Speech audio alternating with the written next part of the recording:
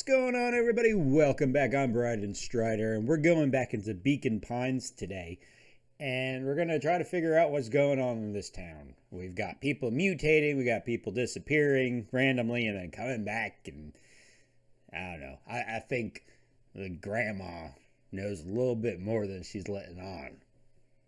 So, let's see if we can find out for ourselves. Our harvest awaits. Dum dum dum. Luca took a deep breath and gingerly opened the door, steeling himself for Gran's wrath.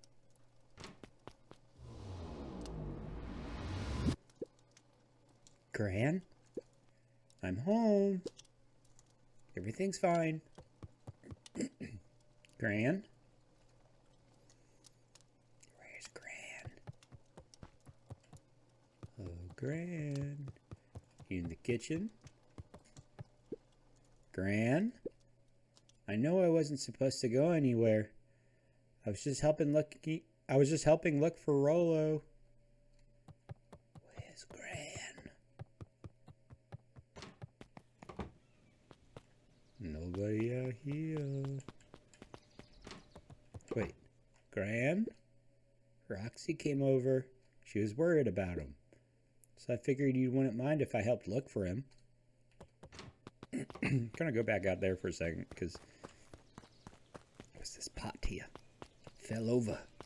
I guess nothing important. Maybe I was thinking maybe there was a scuffle and things fell and all that. Turns out Rolo is safe and sound. But are we?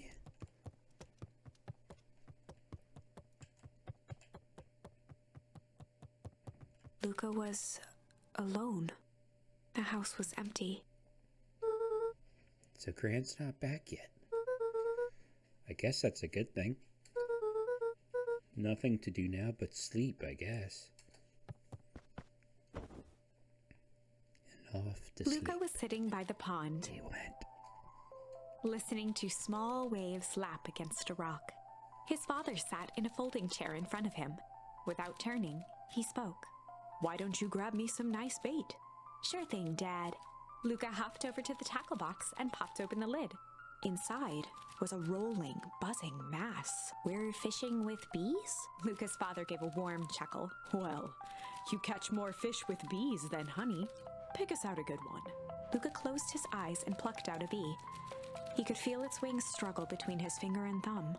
Holding it at arm's length, he hurried over. His father deftly baited the hook and examined his work. "Interesting choice." With a practiced flick of the wrist, the line buzzed in a graceful arc. The water accepted it without a splash or ripple. The wrong choice, but I respect it. The pond began to freeze over. Sometimes we gotta make the wrong choice before we can make it right. Pallid ice propagated across the still surface with an alarming speed. Luca scrambled back as the ground beneath him turned cold. "Dad, I don't understand." "Sorry, kiddo. Understanding isn't always part of the deal." The relentless ice shot through the fishing line toward his father. "Dad, look out!" His father casually wound the reel. "None of it's your fault, you know. Never was." "Dad, we have to go." Luca grabbed his father's shoulders, trying to pull him away. "Please, you have to run." The ice crackled as it spread across his father's hands. That's the thing about fishing, Luca. His chest began to crystallize. You toss your hook in, and you never know what you're gonna pull out. A shock of searing cold ran up Luca's arms. He gave one last desperate tug. The chair tipped backwards in a single frozen mass. Luca tried to stop the momentum, but it was too late. He watched the icy form of his father slam into the hard ground, shattering into 1,000 pieces that crowded around his feet. "Dad, I don't understand. What does all this mean?" The gentle rustle of leaves was the only reply. Dang. Hope it was just a nightmare.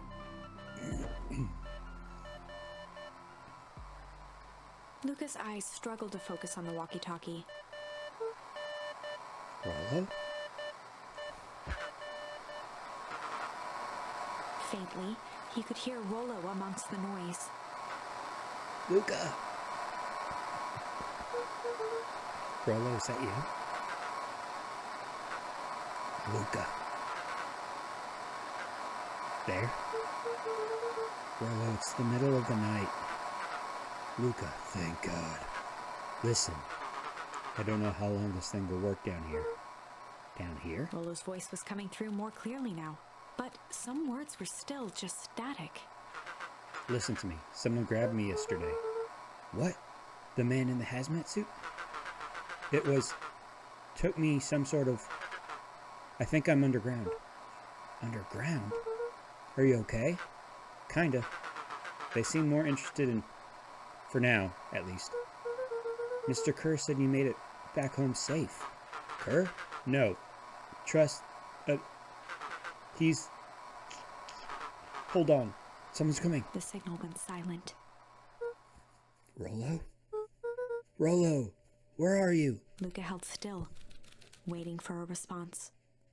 His pounding heartbeat marking the passage of time. Okay, I think they're gone. Getting worse. I can barely hear you. His voice began to fade. Losing signal. Not much time. Mission control. You need to... the treehouse. The treehouse! With that, the signal died for good. What was he trying to say about the treehouse? What's at the treehouse? The antenna! He wants me to use the antenna in the treehouse to get a better signal. Rollo, you're a genius. Luca grabbed the walkie-talkie and sprinted to the treehouse. Alright, let's hook up the walkie-talkie to the antenna at the treehouse. Luca heard a group of footsteps approaching. Uh-oh. He dashed behind the bushes to avoid being spotted. Who is it? Gran. So we all understand our roles. You can count on me. I still think we need more time.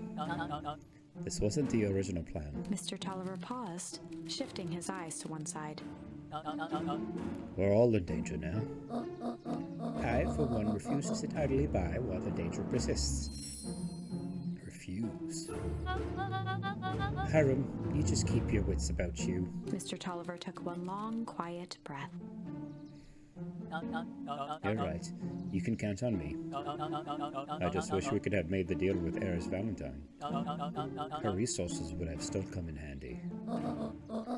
As I said, I had no time to contact her after your call this morning. Plans change. How is Luca holding up? He's fine. We shouldn't lose sight of the fact that this is all...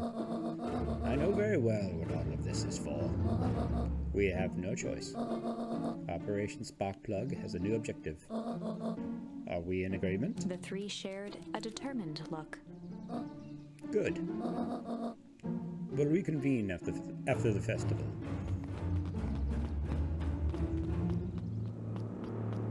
Granny's up to something.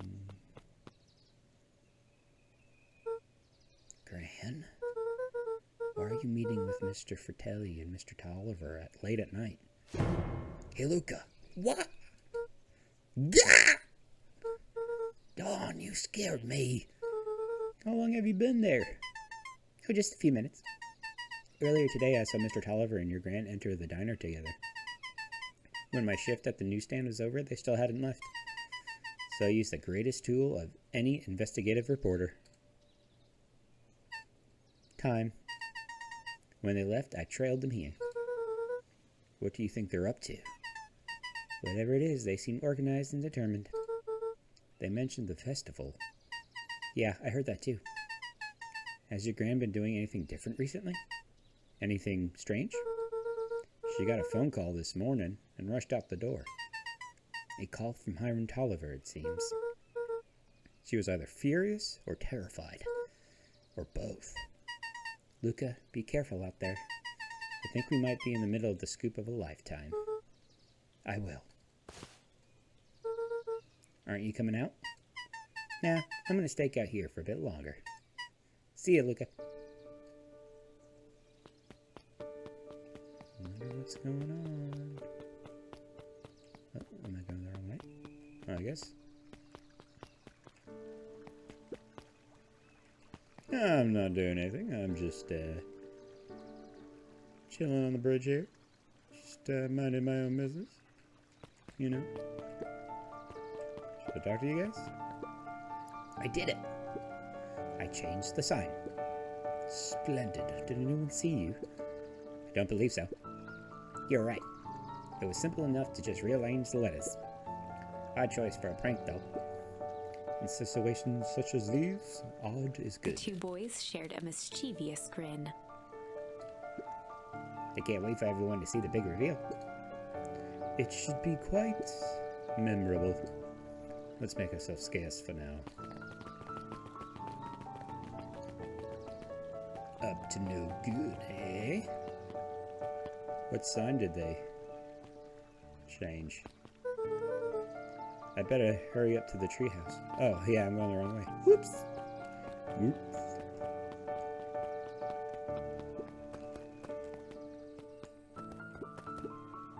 Old Pickler's Pond. Sorry, I just wanted to see if maybe that was the sign they changed.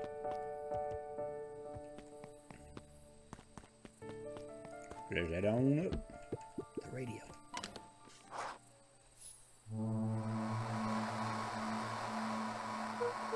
Rollo? Rollo, are you there? Come in, Rollo, come in. I'm at the treehouse now, Rollo. Mr. Kerr said you were alright. What happened out there?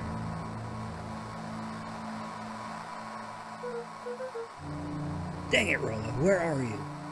I feel like there's something behind that rocket. In the corner. Aha! I knew it. Who's there? Luca could only see a cloaked shape behind the rocket. I've got weapons in here. So you better come out right now. He strained to hear as a muffled voice began. Weapons. How could you hurt something that's already dead? Fear gripped Luca's throat. Who are you? What? You don't recognize me? I guess I don't even recognize myself anymore. Luca stared at the ground for a moment, trying to place the dampened voice. The figure shifted slowly from behind the rocket, revealing itself to Luca.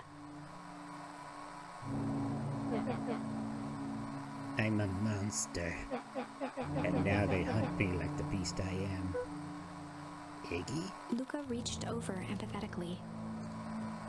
Iggy's tone jolted to dejected anger. Don't touch me. This is all your fault. Luca slumped to the ground, overwhelmed by guilt. I'm so sorry. I didn't mean to. I lost control. So you couldn't control yourself for a second, and I get to be like this forever? There must be a way to fix this. Oh, you gonna be my savior? Perfect little Luca saves the day with his positive attitude and the power of friendship. None of this matters. There's no time. They're after me. They chased me all through Weep Wood. I only came here to hide. Hide from who? Who's after you? Luca! Luca! Rollo? It's not safe, Luca! Rollo, where are you? The treehouse. I'm at the treehouse, Rollo. Where are you? No, Luca. The treehouse isn't safe. They said they were going to the treehouse. I was trying to tell you to stay away from the treehouse. Who said they're going to the treehouse? The clipboards. What did I tell you? Those perennial harvest wackadoos are after me. They've been chasing me, yelling questions at me. What sort of questions? They were saying the same stuff they always do, but it's different now. Less asking, more threatening. We're gonna figure this out, Iggy. Yeah, well, thanks. Hello? Is anyone present in this arboreal domicile? Forgive my pronunciation if that was totally incorrect. Crap, they found me. Luca, what's happening? Don't panic. You stay here and I'll see what they want. What the heck? Hello, Mr. Van Horn. We would love to hear your thoughts. Do you have time for an informal chat? We will be brief. Your time is valuable to us. Be down in just a second. Of course. We have a problem. Luca, you gotta get out of there. Who's out there? Is it them? Yeah, it's the clipboards. A bunch of them. How many? Maybe all of them. And yeah, you're right. They were saying the same stuff, but with the creepy knob cranked to 10. Might young Iggy be present?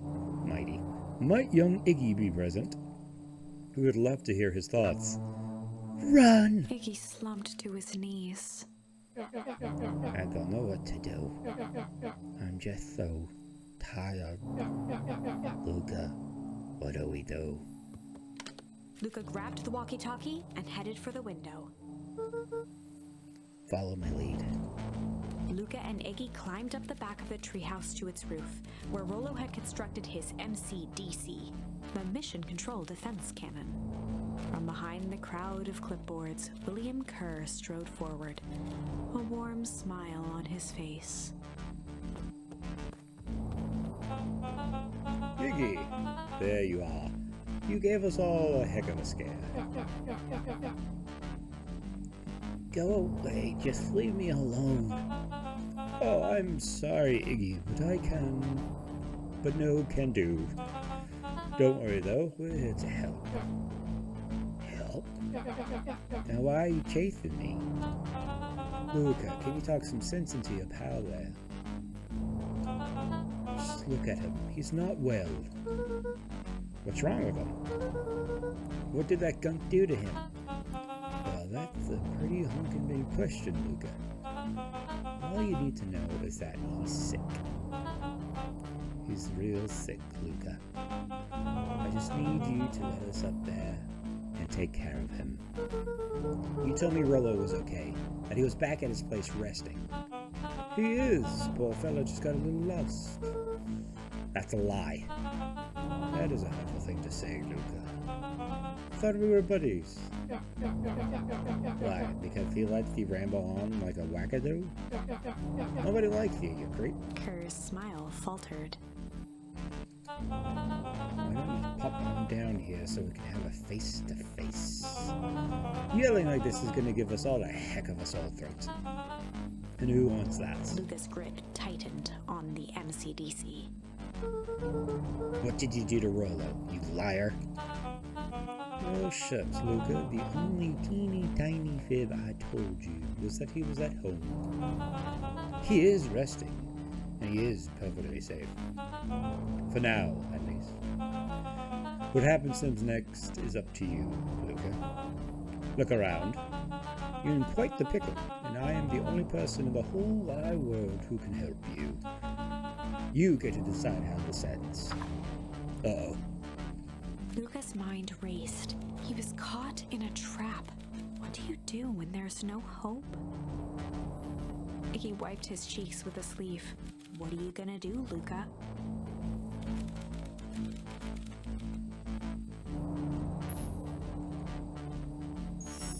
Luca drew himself up and decided to take the only option they had left. Fight. He swung the Mission Control Defense Cannon around, aiming it confidently at the smirking face of William Kerr. Hey, Mr. Kerr. Luca summoned his most insolent demeanor. Rollo sends his regards. Wah-wah. Hey, that was uncalled for, more than a little rude, and just plain unsanitary. Luca, I really did think we were good pals. What a shame that it's come to this. Kerr turned his back on the two boys.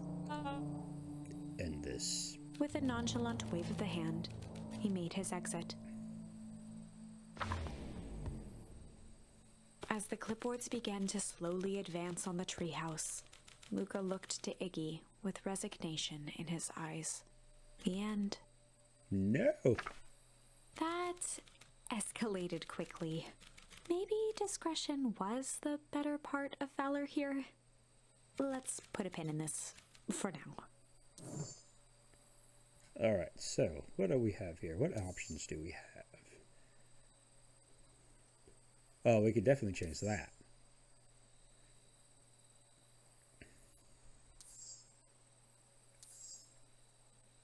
Okay, those are done. We have the option to change there, the option to change here. So, I think, let's go back here and tickle Iggy so that maybe he doesn't fall in the goo. So let's try that.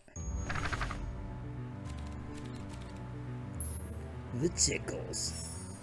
Well, time to bust out the tickles. Hey Tish, you want to see something cool? Yup. Check it. Beck lunged forward and began to tickle under Tish's arms.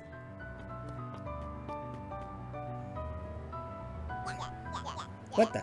Tish, is she tickling you? Yep. Yep. Yep. Tears began to form in Tish's eyes as she gasped for breath between gales of laughter. Yep, yep, yep, yep. Beck redoubled her efforts until Tish finally had had enough. What just happened?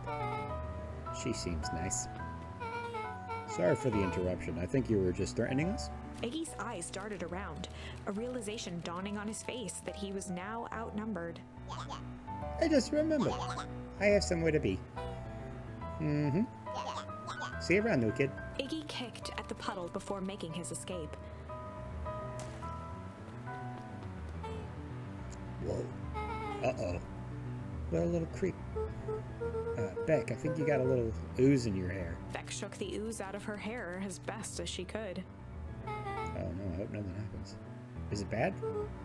It depends. What are your feelings about having a more mature, refined look? Oh, God. Guess it could have been worse. Chapter 4. The Best Policy.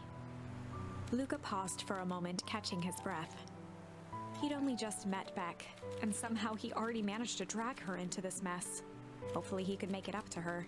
But finding Rollo was his primary concern.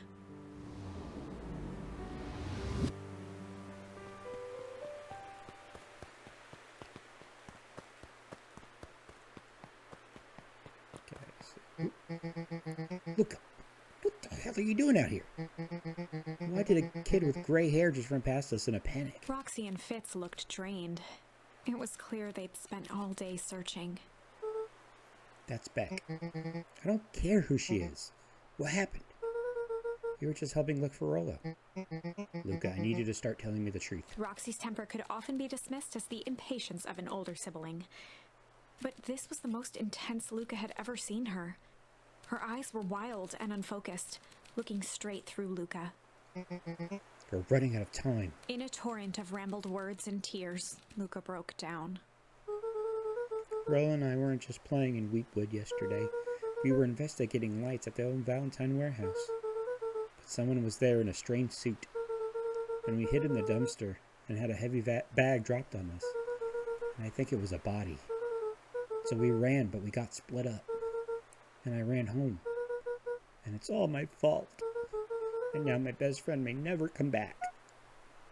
Wow. Just, wow. Roxy, still exhausted and angry, softened briefly as her eyes hunted the ground in thought. With a determined sigh, she looked up at Luca. It's not your fault, Luca. Rollo's gonna be okay, I promise. Roxy drew herself up. I'm gonna fix this. Luca, go home. But I want to help.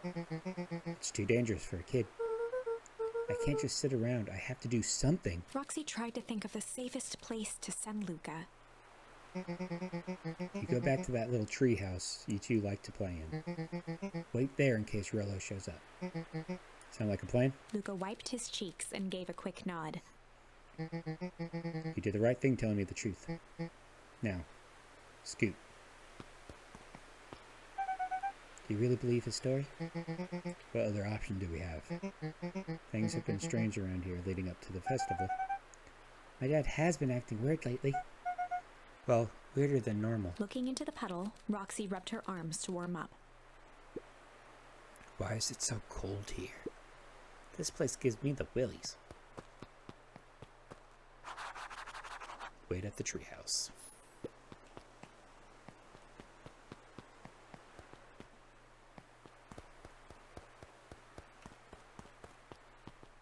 Mr. Nuncreed jumped with a start. Whoa, don't sneak up on an old fellow like that. Sorry. Who are you talking to?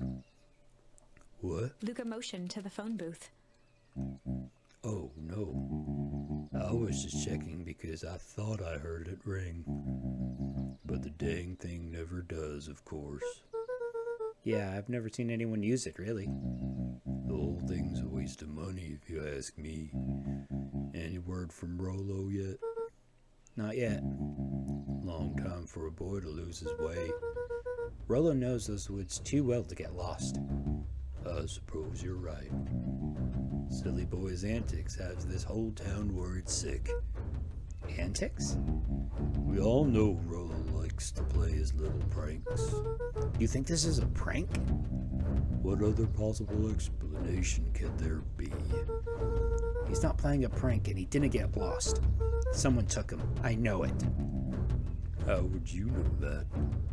Unless... Luca, is there something else that you know?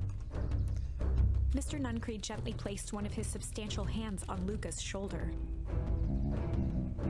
Dang it, boy, if there's something you know, something that can help your friend, you need to tell folks. Luca peered up at Mr. Nuncreed. Kind eyes warmed a stern face.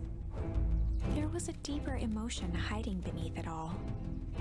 It was subtle, but Luca could sense something eating away at him.